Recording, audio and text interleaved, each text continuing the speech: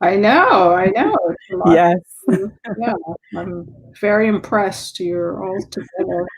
Thank you. Thank you. Learning new skills as I go along.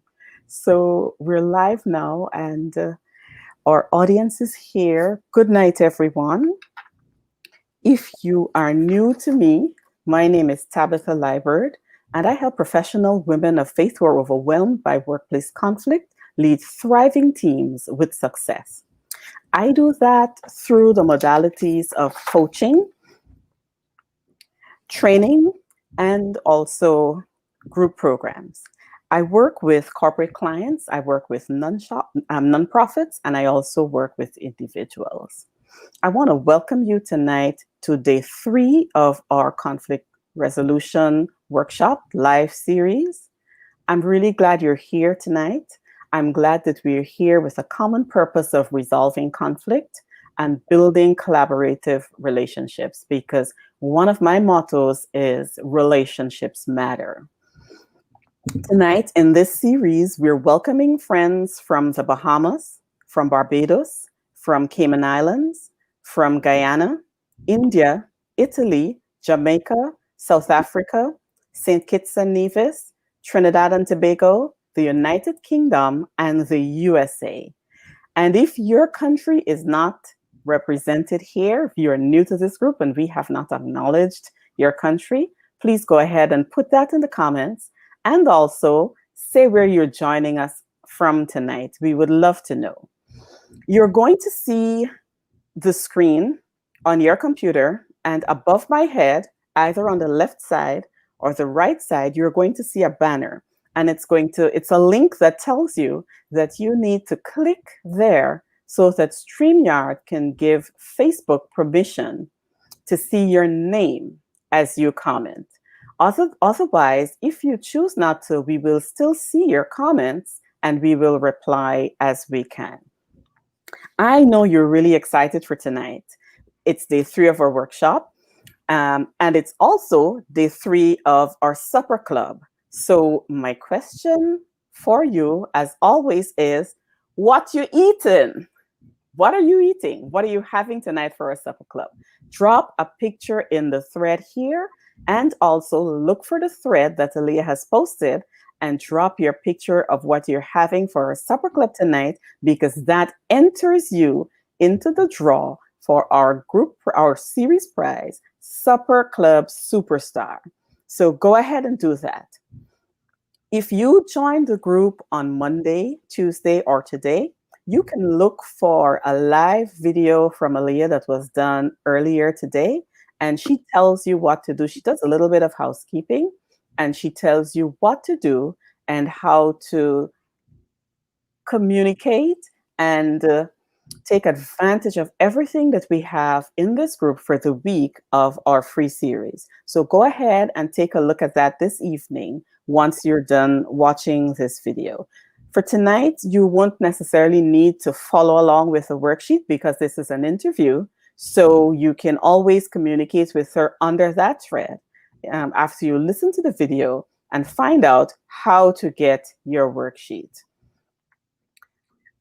I see we are joined by Luda, and I remember Luda is in New Jersey, I think. Donna from Grand Cayman, Ian from Grand Cayman, Devine from New Jersey. Thank you very much for joining us. We are so glad to have you.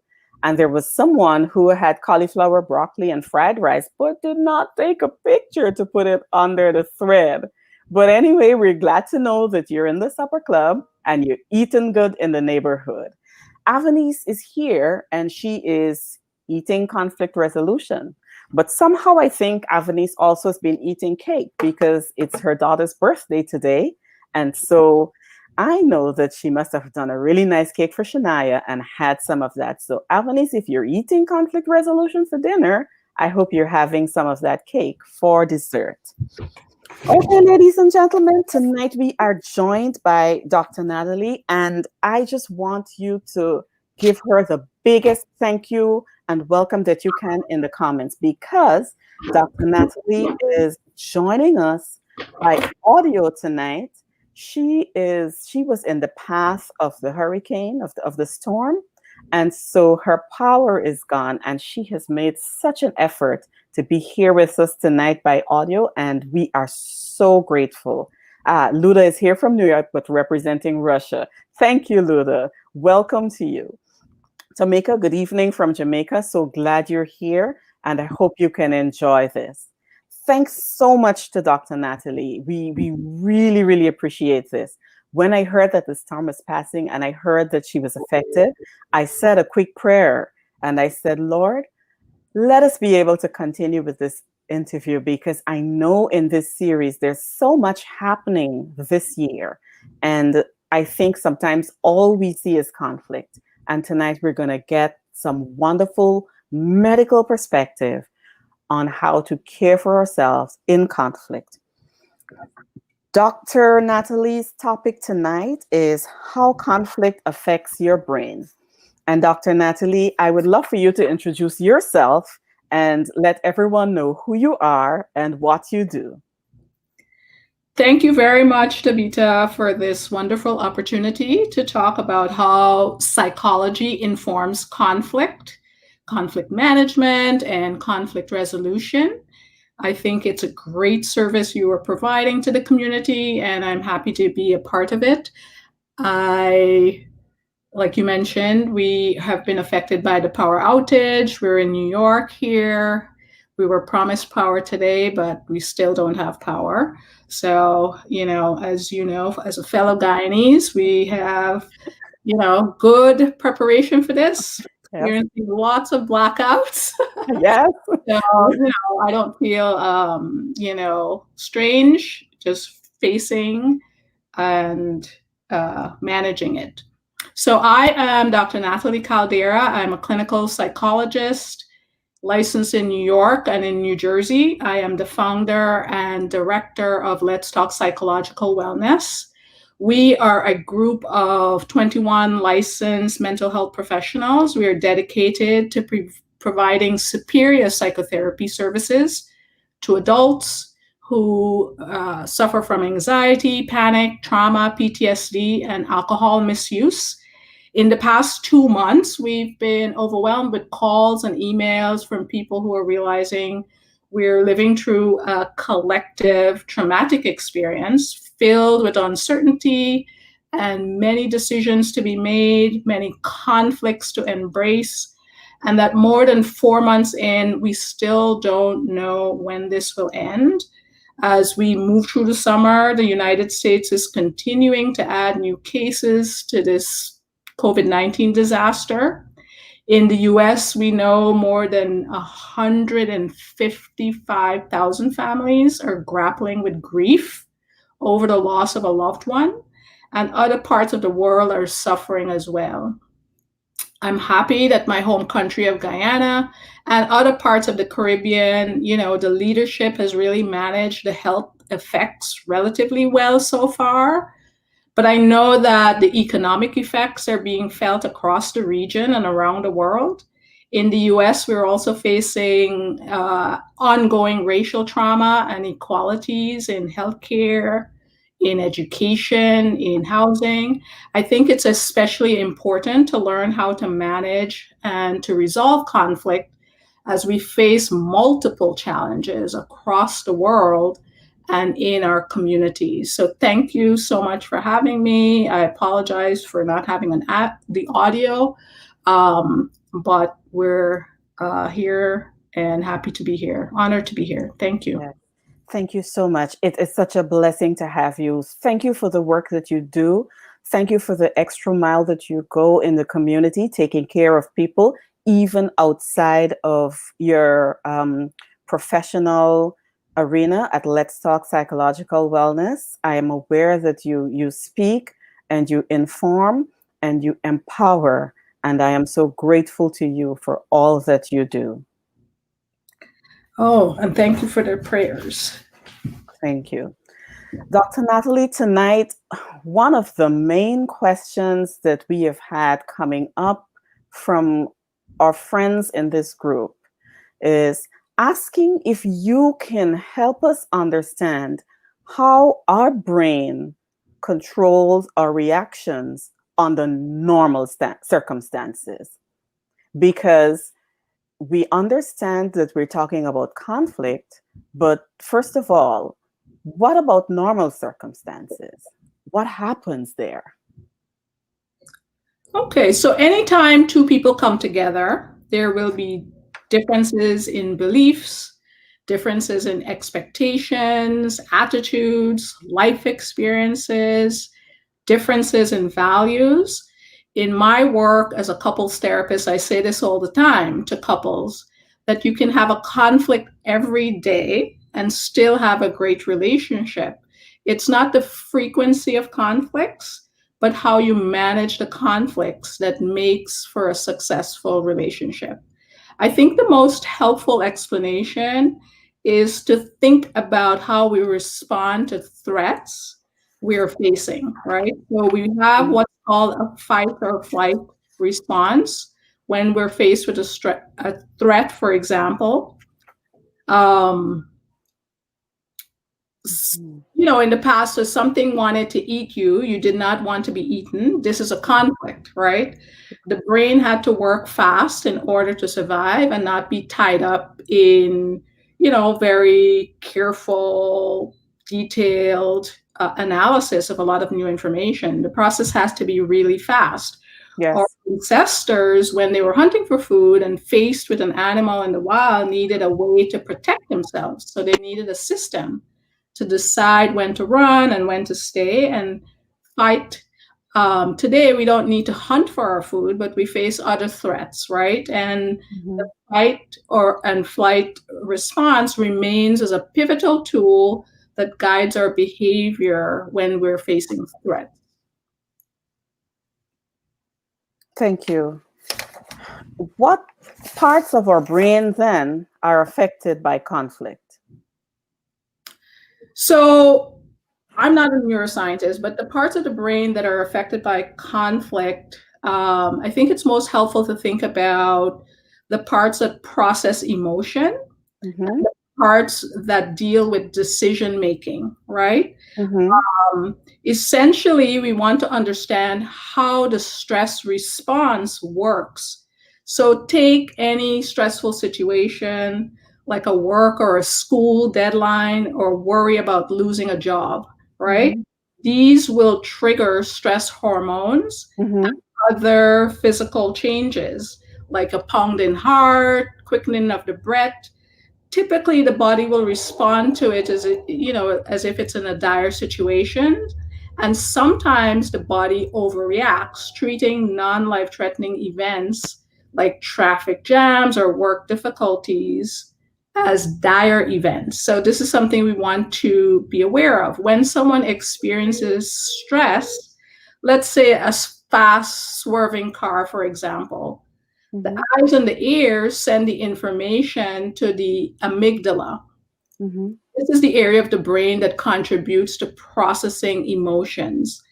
The amygdala sends the signals to the hypothalamus, and this area sends communication to the rest of the body through the autonomic nervous system. Think about breathing, blood pressure, heartbeat. The autonomic nervous system now has two parts, a sympathetic nervous system. You want to think of this as the gas pedal. So this is the fight or flight response. The parasympathetic nervous system, think of this as the brakes. You want to think, rest, and digest. Yes. We want to aim for is knowledge that there are parts of the brain that are directly involved in how we regulate our emotions, yes, how we make decisions. We especially want to focus on managing, the parts that affect fear and anxiety. The good news is that we can effectively learn these things and then translate it into building what we call emotional intelligence. In conflict management and resolutions, our goal is to reduce the emotional umbrella that often exists with conflict, right? Yeah. You want to heighten this, make yourself aware. To do this, we want to understand how emotions work and how they can help or hurt that is how the dynamics of human behavior influence, the expertise that you have in Mhm. kind of navigating through conflict successfully. Yes, yes. This is really very helpful because last night we talked about how we internalize conflict, and we talked about cognitive, and we talked about what we think, how we feel, and how we behave. Mhm. So it would be very helpful for our users to come, our listeners to come back to this, listen to this, and fill in some information in their worksheets last night that they're learning from today, and maybe even go back to the questions that they answered last night and use some of this information. Do I press the gas pedal too much, or do I hit the brakes too much? Right. And how do I balance the sympathetic and the parasympathetic so that I remain physically, emotionally, and mentally healthy? I'm thinking this is what it sounds like to me. Yes, and I would say our goal is to build confidence in your ability to manage conflict Hmm. and thus feel prepared in the face of conflict. Hmm. Um, that you should expect that if you're living, you're going to have conflict. So yes, I totally agree of thinking of it as, thinking, feeling, behaving. Yes, yes. How does our reactions in conflict affect our ability to solve problems? So here I want to talk about, like many people develop avoidance of conflict, right? Yes. And sometimes people will talk about how proud they are that they avoid conflict. A Mhm. lot of times this is actually, an unproductive approach. And what people are really doing is trying to manage their difficulty with managing conflict. So Mhm. oftentimes these are people who may have faced severe traumatic events and not necessarily aware of the effects of these events and how it affects them, and their ability to regulate emotions, their ability to trust other people. And when this happens, um, their effort is to avoid future threats, right? Yes. Conflict. When people face severe trauma, especially if it occurs in childhood, if it is prolonged or chronic, and especially if it is of an interpersonal nature, like childhood Mhm. abuse by a family member Mhm. or witnessing domestic violence, it puts them at great risk of having future difficulties with regulating their emotions and of trusting others, which are critical elements in navigating conflict successfully. Mhm. The good news is that emotional intelligence is something that we could build either through self help or with a counselor or therapist. It's important to, erase the shame and stigma about getting screened, evaluated, or treated by a mental health professional if needed. And Yeah. then I know we'll talk more about how therapy can help and where to start. Mhm. But this can help prepare you for going to an expert like yourself. Helps you to think about how past experiences may have affected you, Mhm. um, and then how to build that emotional intelligence so that you're prepared, um, when they need that expertise. That is excellent advice. And it really resonates with me, and very comforting to hear you say that we can practice emotional intelligence. And Yes. it's something that we can develop like a muscle, because I think sometimes we sit with the trauma that we've experienced, and we feel trapped, and we don't see a way out. But if we reach out a hand for help, a therapist can teach us how to develop that muscle. And over time, we can develop it, and we can get a little stronger. We have comments from Ian Levine, who says, Many of us were never taught how to manage conflict. And we have a comment from Juliet Cornelius who says those who avoid conflict often accuse those who prefer to handle it of being confrontational. Yes, yes, yes, yes. Mm-hmm.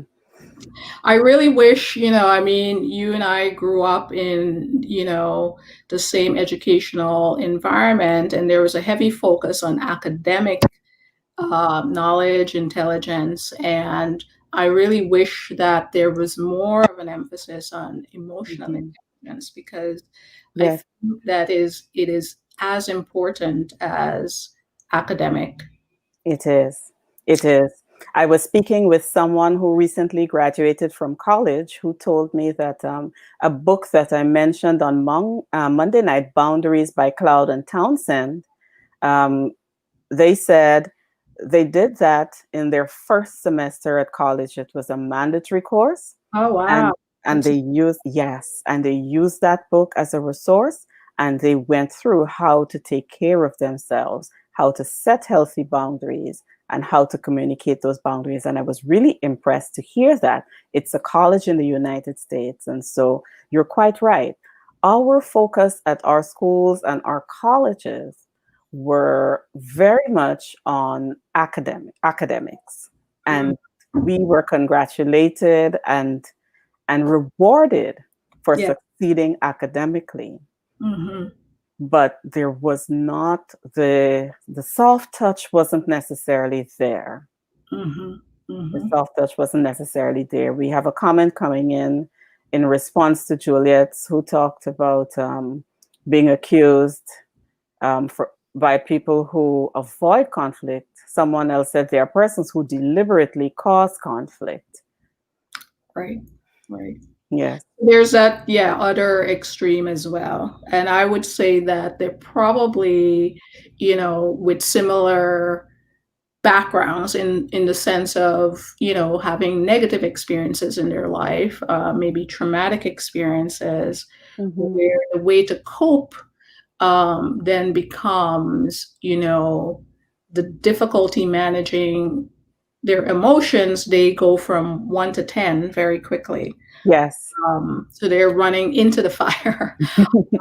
Whereas, the other opposite is some people who are, the numb, where they Mhm. avoid at all costs any conflict.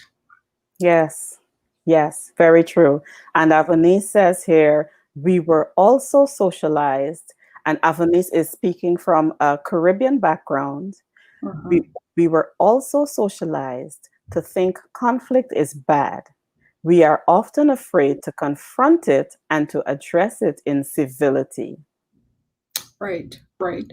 And I can't emphasize enough that, in what we want to do is use all the resources available to us. So what we know in research done with couples in their relationships, that it's, again, not how often you have conflict, but how you Mhm. manage that conflict. And I really give kudos to you for, emphasizing this psychological aspect, because I think that, when people come to you for services, that's a very rich addition to the services that you will provide, that you have that understanding and you're prepared to use those, that knowledge and information in Yes.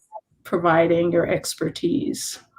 Thank you. You know, Donna makes a very, very valid point here in the comments. She says, in some instances, we have been taught to deal with the situation and deal it now with no real barriers or guidance on how to deal with those situations. Carolyn says, we were taught to get along, quote unquote. We were Mhm. taught to get along, you Right, know? Yeah. right. Yes. And with Donna saying no guidance on how to deal with the situation and no barriers, no real barriers. So we don't even know how to advocate for ourselves, how to assert ourselves in conflict, and also how to keep ourselves safe while we're managing or resolving conflict. Right. And this would, I guess what I would ask you is, what advice would you give us to help us manage or improve our reaction to conflict? So I would highly recommend a proactive approach to building emotional intelligence. So of course you start off with the knowledge that conflict in of itself is not bad, that it's really a skill to learn to manage conflict. Um, so assume that there will always be some kind of conflict to face, whether in your personal relationships or your work relationships. In general, we want to work to focus on the things you can control rather than the things you cannot control. So get up, get dressed, maintain your routines, especially in this very difficult time. As we look to the future, wherever we can, we want to continuously build our emotional intelligence. Mm-hmm. Whenever we're facing stressful situations or any conflict, our goal is to have really minor disruptions in functioning with few significant interruptions of our everyday routines, right? So I also Mm-hmm. recommend like a strengths-based approach. Mm-hmm. Remember that not one size fits all. Mm-hmm. Review the skills you already have, review your accomplishments, review the sources of strength in your life, draw on the times that you felt safe and comforted.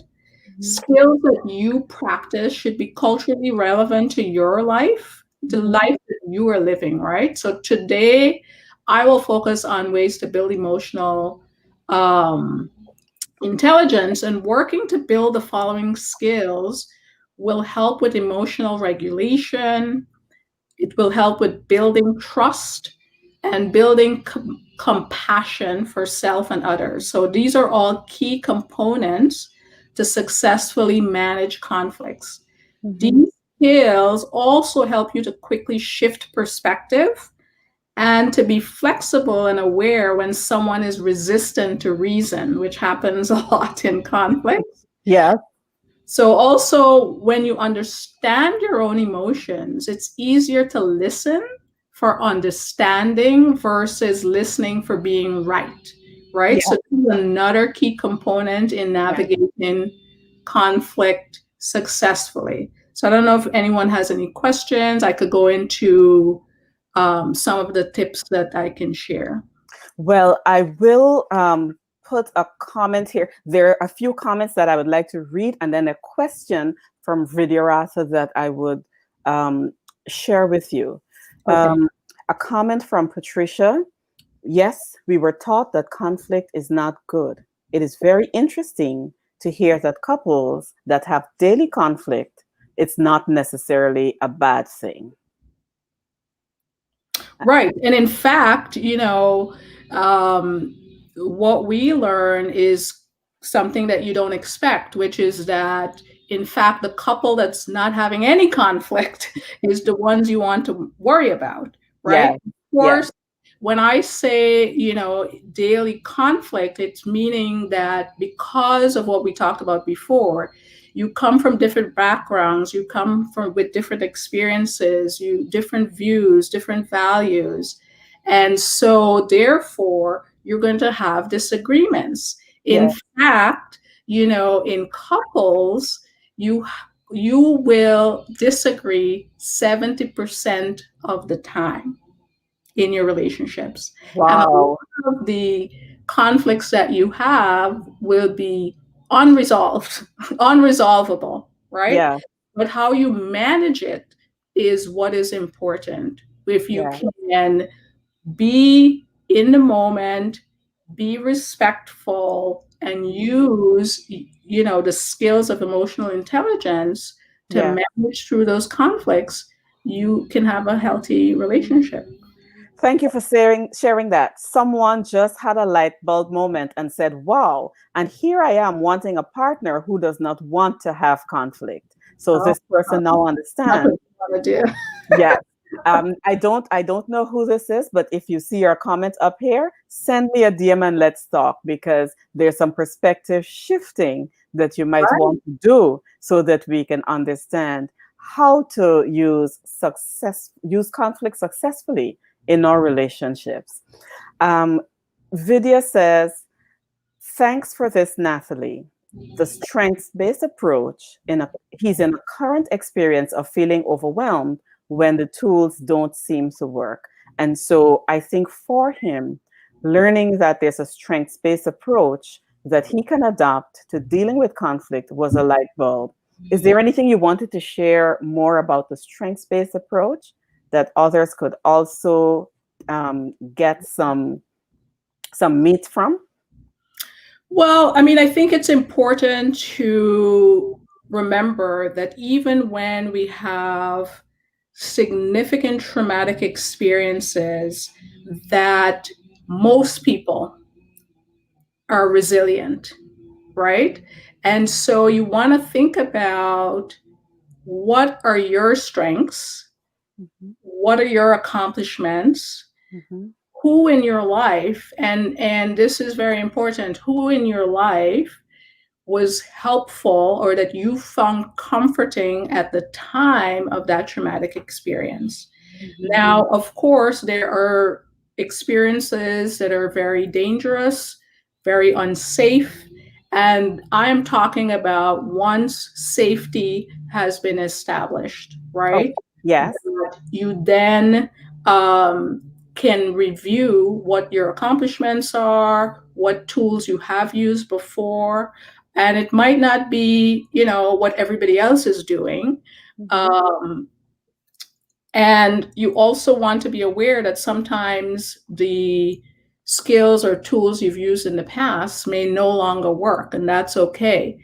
Then you try other skills Yeah. and tools. Yes. Thank you. Thank you so much. I really appreciate that. I really appreciate that. And Avasni says, yes, it's how we deal with it, meaning conflict.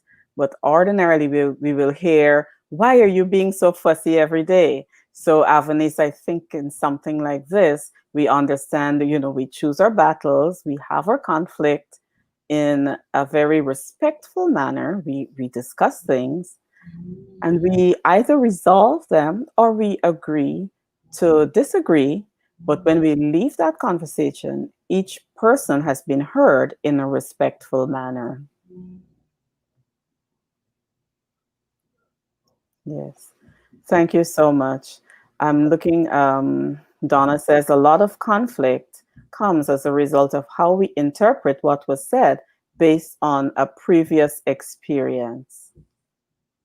Yes, and I saw somebody said as well, argue to be right. Yes. So, yes, I mean, I think that this is why we all want to be aware of how our emotions work. And as you said, like what are the areas of the brain that are involved in regulating our emotions and Mhm. decision making. And then feel confident that these are skills that you can build. Yes. Right. Yes. Yes. Yeah. Can you share any resources with us that would help us manage conflict better? So I want to talk about a few tips that will help you build emotional intelligence. Okay.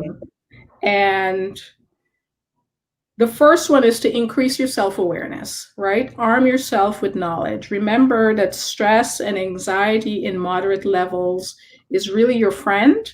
Mm-hmm. It helps you to plan and it helps you to prepare. Anxiety is fear of what might happen in the future. So, given what is going on right now in the world, Mm-hmm. it's normal for everyone to have stress reactions, right? So, Mm-hmm. remember that if you're having a conflict with somebody, whether it's a personal or a work relationship, many Yes. people will have heightened stress reactions and fear that Yes. then lead to anxiety. The good news is that anxiety has a purpose. It is here for a reason, Mm. normal human emotion.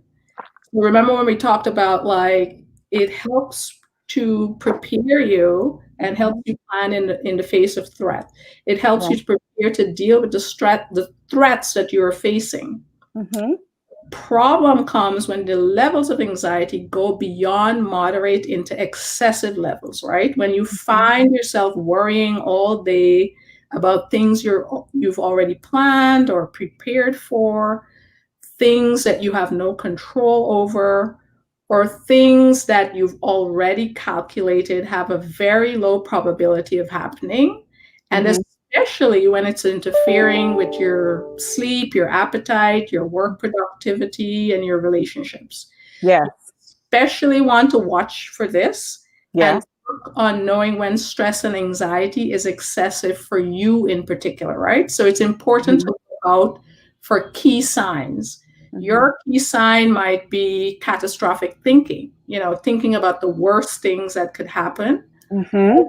Other people, their key signs can be physical anxiety, like it Mhm. can manifest itself as tightness in the chest, shallow breathing, clenched jaw muscles, frozen shoulders, stomach problems, Mhm. skin breakouts, appetite changes. Some people cry, Mhm. have crying spells. So just know what your signs are. So Mhm. arm yourself with knowledge is the takeaway here. As you practice monitoring yourself for key signs, you want to also to practice acknowledging and accepting that this is Mhm. happening, right? So one way to do that is to label and name it. So Mhm.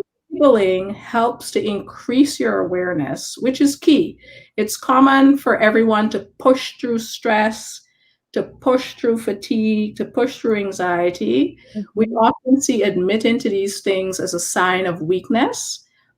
Instead, it's better to accept and label your anxiety, even though it's uncomfortable, right? So, label what you are feeling. This is a key skill. I'm Mhm. anxious. I'm frustrated. I'm stressed. I'm sad. You Mhm. can name it whatever you want. We Guyanese would say my nerves, my energy, my easiness. Mhm. Labeling it really puts you in the driver's seat and it increases your awareness and gives you greater control. Hmm. So you're saying labeling it is a sign of strength, not weakness? Yes. So if you can acknowledge and label what's happening in the moment, Mhm. you have more control. This If is you try to wonderful. ignore it, of course, again, you want to do this after you've established safety, right? Yeah. So, it's important to do this after you are in a safe place with safe people. But it's important to take a pause and name what you're experiencing, especially when it's, a negative emotion. This is awesome. This is really a light bulb for me because in my culture growing up, and sometimes even in the church, we are encouraged to speak positively. We are encouraged to not speak negatively over things. We are encouraged to believe and to speak words of faith. And so this is really helpful for me because it tells me that I can do all of that. I can be positive, I can speak words of faith and truth and light. I can also acknowledge how I feel in the moment instead of trying to gloss over it. Nathalie, there's something that happens in a lot of communities Mhm. where if you approach me and you say, Tabitha, how are you doing today? I said, I'm blessed. I am blessed. Yes. And you might hear something behind the I am blessed, but Mm. I don't leave you an opening to discuss it. You're a professional and there's something behind that very strong. I'm blessed today. I'm blessed, you know? Mhm. Mhm. But it seems as though if I'm doing that, am I glossing over what I feel? Am I not being true to myself and acknowledging what's really happening with me? And I think that this is why, I think it's a great idea that you are focusing on this area, because I would argue that when you keep it in and you don't acknowledge and label it, and doesn't mean that you have to announce it to the world, Mhm. um, but you should acknowledge it to yourself, and that it actually gives you more energy. So it opens up more energy for you to enjoy Mhm. your relationships, you to enjoy positive emotions, if you can be aware, and then manage the negative emotions. Thank you.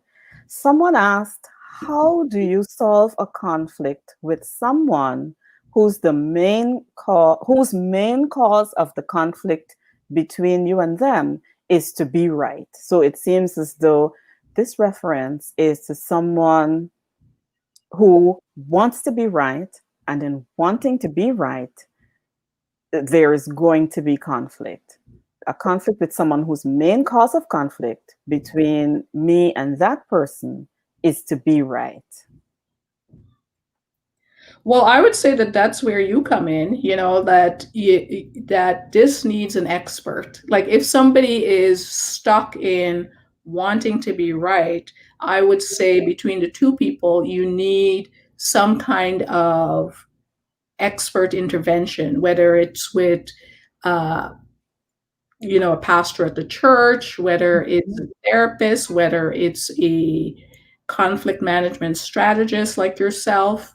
Mhm. I think that it's sometimes helpful to know when you need help.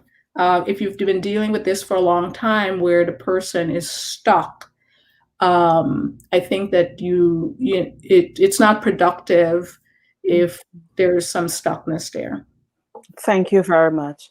And with respect to you talking about the ways that conflict shows up, Vidya replied, and he says when you talked about the tight shoulders, the chest, he says he's experienced these symptoms for the first time this week, tight shoulders, the chest, and realizing that there were triggers from things he thought he had gotten over a long time ago.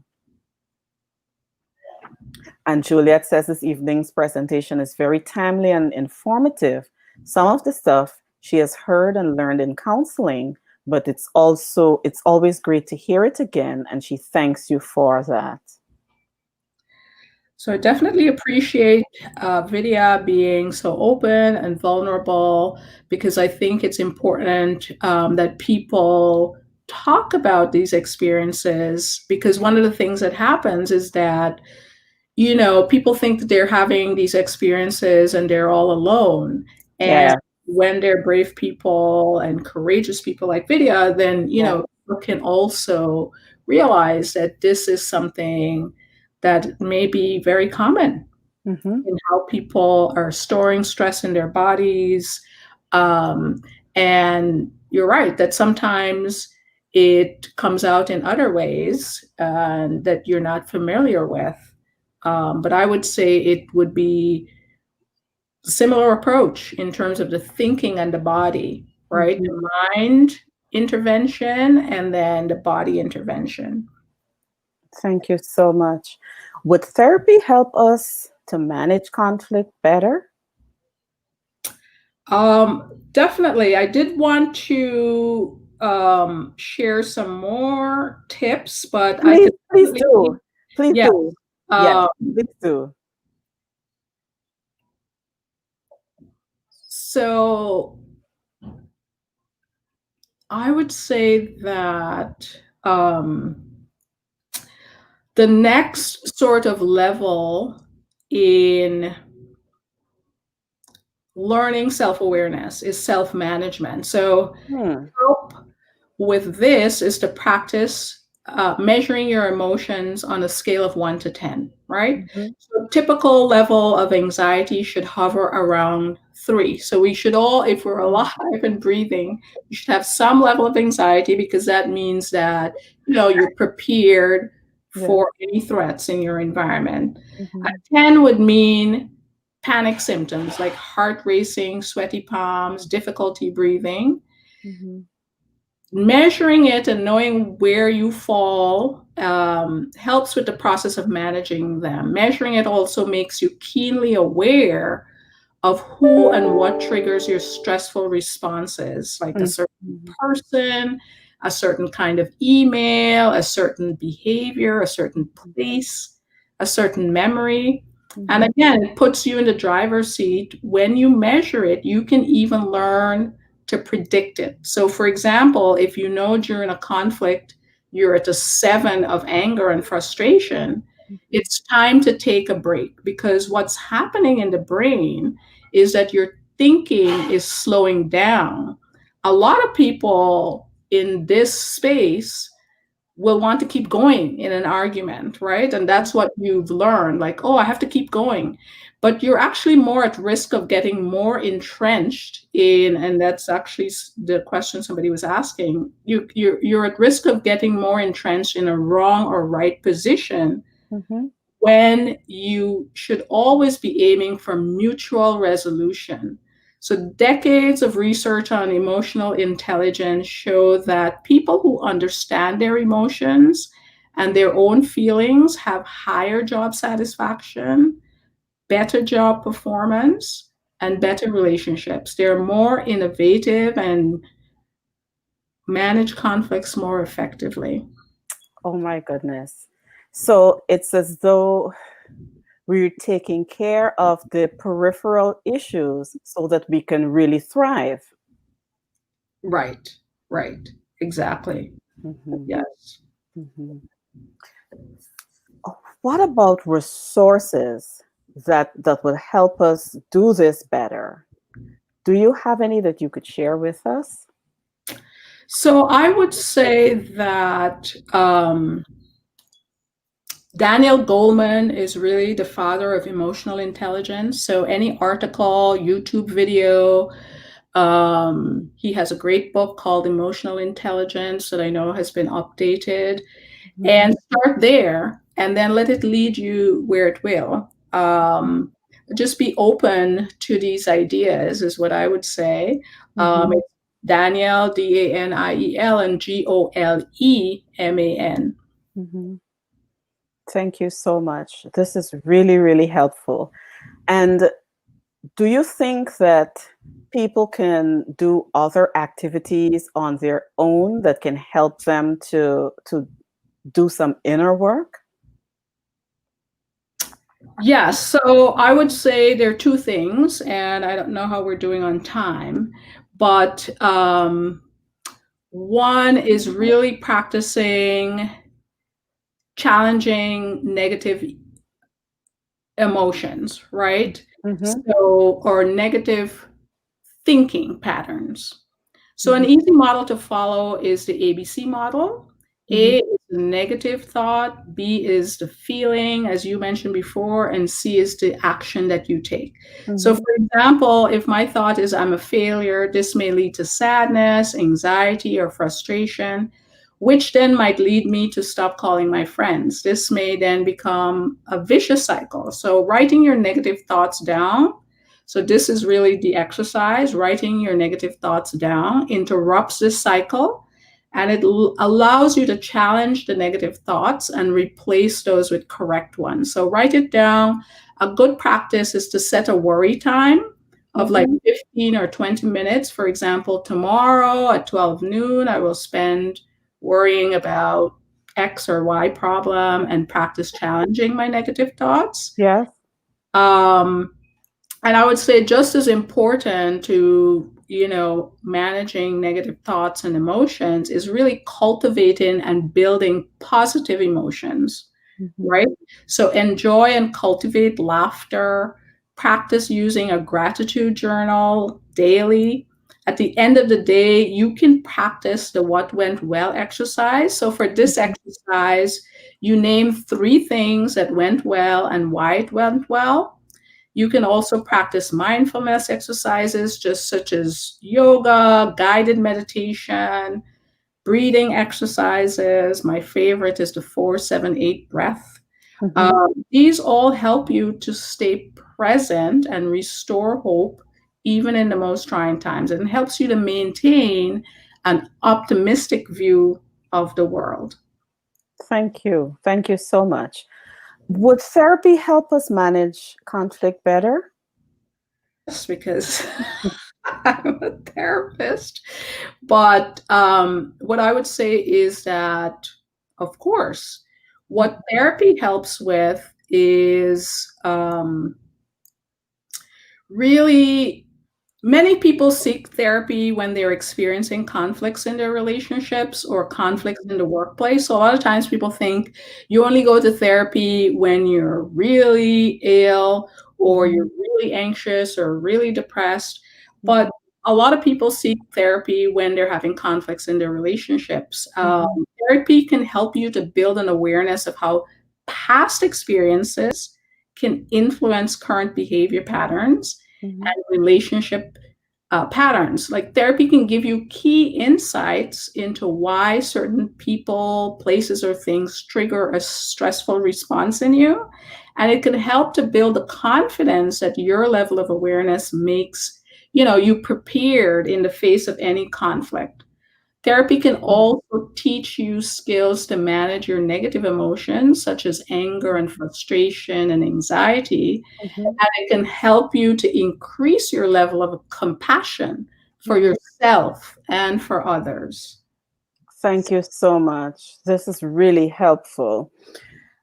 Dr. Nathilee, if I never worked with a therapist and Yes. I want to work with a therapist after listening to how it could help and understanding how it helps us manage and resolve conflict, where would I start? Well, we're very lucky, living in a lucky time in that we have access to the internet. But I would say that in addition to doing some research, you can ask friends, family members. There are great websites and directories like therapyforblackgirls.com, psychologytoday.com. Um, but ask questions.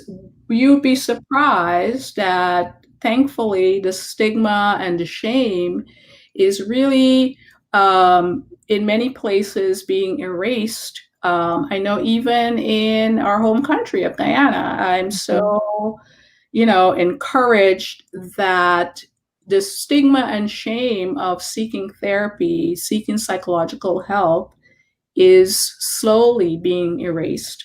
We're not where we should be, but definitely, even in a first world country like the US, we still have stigma and shame about going to therapy. But yeah, that's where I would start. Yes. Your friends and your family members might have gone to therapy and people don't talk about it. But if you ask, some people will share. Thank you so much. And where can our group members, the members of your resolution room, find you? If people wanted to learn a little bit more about you, learn what you do, and learn how they can work with you, how would they go about finding you? So our website is talkingforwellness.com, and we're on Instagram at Talking for Wellness. And yeah, I would say call us, text us, email us. Happy to answer any questions. One of the things I'm committed to is sharing information. I believe that none of us are here forever. And so, whatever information you have, you should share it generously with everyone, Yes, basically. yes, yes, yes, indeed. Thank you so much. You're quite right. It's what we do and the people that we help and how we invest in others that stays here after we leave. Stays here after we leave. And Absolutely. someone said, I feel like one of the things we didn't really touch on, and I know we can have many conversations, but I yeah, think important that, we talk about relationships, right? So really relying on your support network. I know that you've gotten together a great group of people here, and really talking to people about your experiences, people that you trust, people who, that are non-judgmental, people who are supportive, who can validate your experiences. Mm-hmm. Very important to harness this network because it will help in building your resilience, it will help in building your trust, and these are also critical for facing trauma as well as conflicts.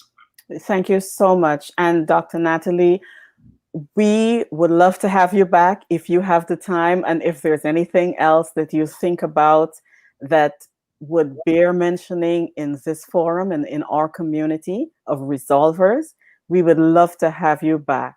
There's one question that I see from Patricia that Yeah. I'd love to answer as we wrap up.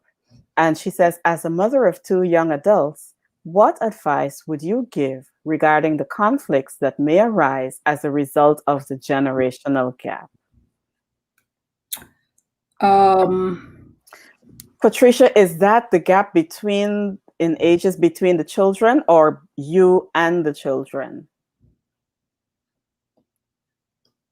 I know there's a little delay, but if you could pop that in the comments and let us know if you're talking about the generational gap between the children and conflict between the children, or conflict with yourself in one age group and the kids in another age group. And if we're not able to answer it, I'm sure once you put your clarification, Dr. Nathilee will come back in the comments and answer it for you. Oh, there we go. Myself and the children. So it's Patricia and her children, who are both teens. Okay, so I would say, we talked a little bit about how building your own emotional intelligence. So, mom, you want to learn about your own emotions, how your past experiences have impacted you, and build your skills, but especially your listening skills, right? And that's something that I think is so needed when you're talking to young adults because they're having very different experiences from you, and you don't want to just dismiss it or respond that, oh, when I was a young person at that age. That's also can be viewed as dismissive.